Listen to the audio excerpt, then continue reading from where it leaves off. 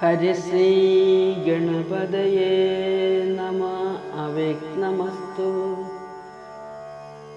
രാമായ രാമഭദ്രായ രാമചന്ദ്രായ വേധസേ രഘുനാഥായ നാഥായ സീതായ പദയേ നമഃ. വിശ്വാമിത്രനും പരമാനന്ദം പ്രാപിച്ചപ്പോൾ വിശ്വനായകൻ തന്നോടീ വണ്ണമരുൾ ചെയ്താൻ. ബാലകന്മാരെ പോക മിഥിലാപുരിക്കു നാം, കാലവും വൃഥാ കളഞ്ഞിടുകയരുതല്ലോ. യാഗവും മഹാദേവജാപവും കണ്ടു പിന്നെ വേഗമോടയോധ്യയും ബുക്കുതാതനെ കാണാം. ഇത്തരമരുൾ ചെയ്തു ഗംഗയും കടന്നവർ സത്വരം ചെന്നു മിഥിലാപുരമകം ബുക്കു.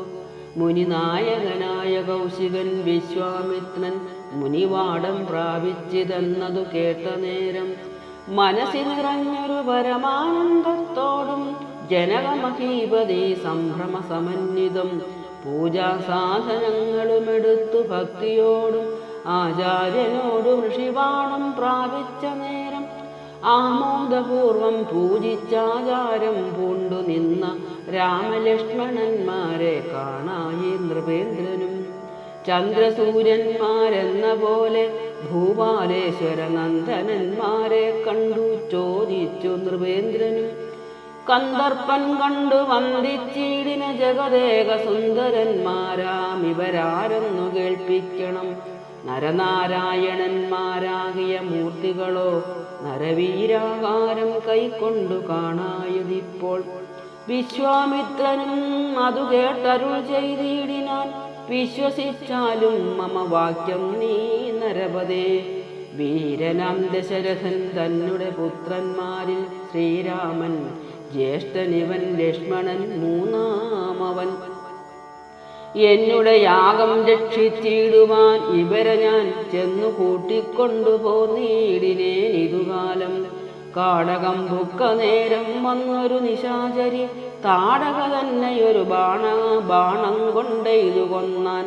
പേടിയും തീർന്നു സിദ്ധാശ്രമവും ബുക്കു യാഗവും ആടൽ കൂടാതെ രക്ഷിച്ചിടിനാം വഴി പോലെ. ശ്രീപാദാംബുജസ്പൃഷ്ടി കൊണ്ട് അഹല്യതൻ പാപവും നശിപ്പിച്ചു പാവനയാക്കിയിടിനാൻ. പരമേശ്വരമായ ചാപത്തെ കാൺമാനുള്ളിൽ പാരമാഗ്രഹമുണ്ടു, നീയതു കാട്ടിയിടേണം. ഇത്തരം വിശ്വാമിത്രൻ തന്നുടെ വാക്യം കേട്ടു സത്വരം ജനകനും പൂജിച്ചു വഴി പോലെ. സൽക്കാരയോഗ്യന്മാരാം രാജപുത്രന്മാരെ കണ്ടുൾക്കൊരും നിങ്കൽ പ്രീതി വർദ്ധിച്ചു ജനകനും. തന്നുടെ സജീവനെ വിളിച്ചു നിയോഗിച്ചു ചെന്നു, നീ വരുത്തേണം ഈശ്വരനുടെ ചാപം എന്നതു കേട്ടു മന്ത്രിപ്രവരൻ നടകൊണ്ടാൻ. അന്നേരം ജനകനും കൗശികനോടു ചൊന്നാൻ.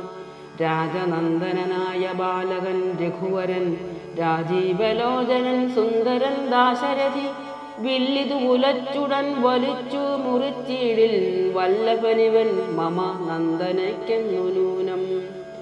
എല്ലാം ഈശ്വരനെന്നെ ചൊല്ലാവിതനിക്കിപ്പോൾ വില്ലിക വരുത്തിയിടുകന്നരുൾ ചെയ്തു മുനി. കിങ്കരന്മാരെ നിയോഗിച്ചതു മഹീന്ദ്രനും ഹുങ്കാരത്തോടു വന്നു ചാപവാഹകന്മാരും.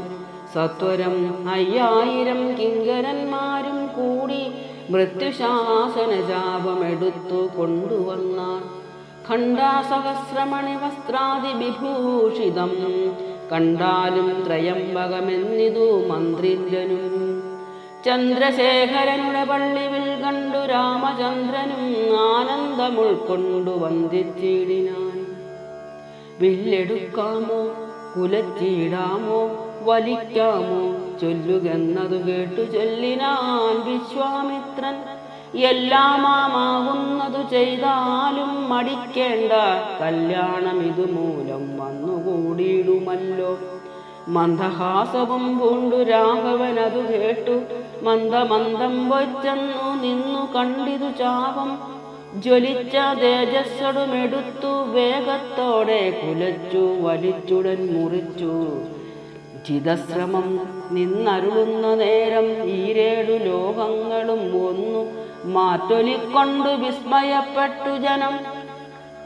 പാട്ടുമാട്ടവും കൂത്തും പുഷ്പവൃഷ്ടിയും ഓരോ കൂട്ടമേ വാദ്യങ്ങളും മംഗലസ്തുതികളും ദേവകളൊക്കെ പരമാനന്ദം കൊണ്ടു ദേവദേവനെ സേവിക്കയും അപ്സര സ്ത്രീകളെല്ലാം ഉത്സാഹം കൈക്കൊണ്ടു വിശ്വേശ്വരനുടെ വിവാഹോത്സവാരംഭഘോഷം കണ്ടു കൗതുകം പൂണ്ടാർ.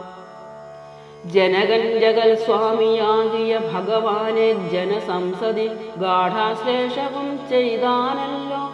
ഇടിവെട്ടിയിടും വണ്ണം ബിൽമുറിഞ്ഞൊച്ച കേട്ടു നടുങ്ങി രാജാക്കന്മാർ ഉരകങ്ങളെ പോലെ. മൈഥിലി മയിൽപേട പോലെ സന്തോഷം പൂണ്ടാൾ. കൗതുകമുണ്ടായി വന്നു ചേതസി കൗശികനും.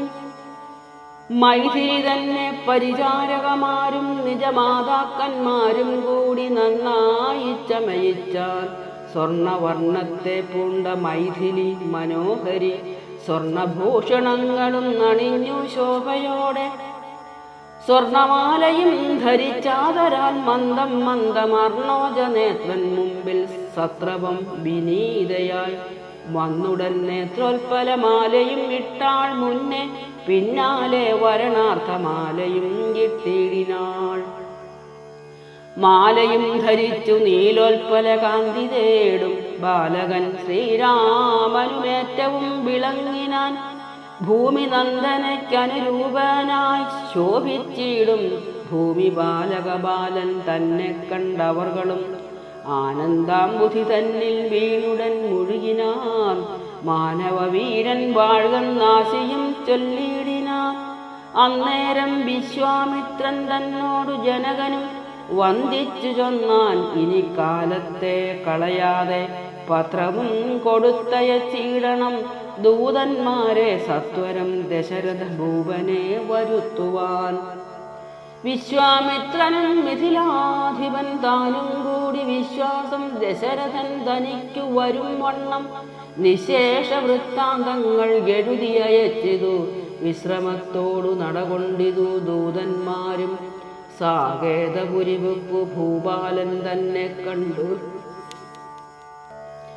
ലോകൈകാധിപൻ കയ്യിൽ കൊടുത്തു പത്രമതും. സന്ദേശം കണ്ടു മന്ദിസന്ധനൻ താനുമിനി സന്ദേഹമില്ല പുറപ്പെടുകന്നുര ചെയ്തു. അഗ്നിമാനുപാധ്യായനാകിയ വസിഷ്ഠനും പത്നിയാം അരുന്ധതിദാനുമായി പുറപ്പെട്ടു. കൗതുകം പൂണ്ടു ചതുരംഗവാഹിനിയോടും കൗസല്യാദികളായ ഭാര്യമാരോടും കൂടി ഭരതശത്രുഘ്നന്മാരാകിയ പുത്രന്മാരും പരമോത്സവയോഗ്യവാദ്യഘോഷങ്ങളോടും മിഥിലാപുരമകം ബുക്കിതു ദശരഥൻ. മിഥിലാധിപൻ താനും ചെന്നെതിരേറ്റുകൊണ്ടാൻ. വന്ദിച്ചു ശതാനന്ദൻ തന്നോടും കൂടെ ചെന്നു വന്ദ്യനാം വസിഷ്ഠനെ തതനു പത്നിയെയും അർഹ്യപാദ്യാദികളാൽ അർച്ചിച്ചു. യഥാവിധി സൽക്കരിച്ചിതു യഥായോഗ്യം ഗോവിന്ദൻ താനും. രാമലക്ഷ്മണന്മാരും വന്ദിച്ചു പിതാവിനെ സാമോദം. വസിഷ്ഠനാമാചാര്യപാദാബ്ജവും തൊഴുതു മാതൃജനങ്ങളെയും യഥാക്രമം തൊഴുതു. ശ്രീരാമപാദാംഭോജമനുജന്മാർ തൊഴുതു ഭരതനെ ലക്ഷ്മണകുമാരനും. തൊഴുതു ശത്രുഘ്നനും ലക്ഷ്മണപാദാംഭോജം. വക്ഷസി ചേർത്തു താതൻ രാമനെ പുണർന്നിട്ടു. ലക്ഷ്മണനെയും ഗാഠാശ്ലേഷവും ചെയ്തിടിനാൻ. ജനകൻ ദശരഥൻ തന്നെ കയ്യും പിടിച്ചനുമോദത്തോടുര ചെയ്തു മധുരമായി. 4 കന്യകമാരുണ്ടനിക്കു കൊടുപ്പാന. 4 പുത്രന്മാർ ഭവാൻ തനിക്കുണ്ടല്ലോ താനും.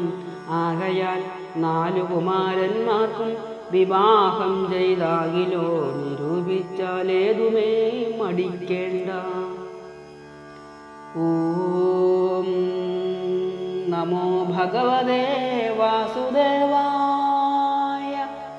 ഓം ശ്രീരാമചന്ദ്ര പരമാ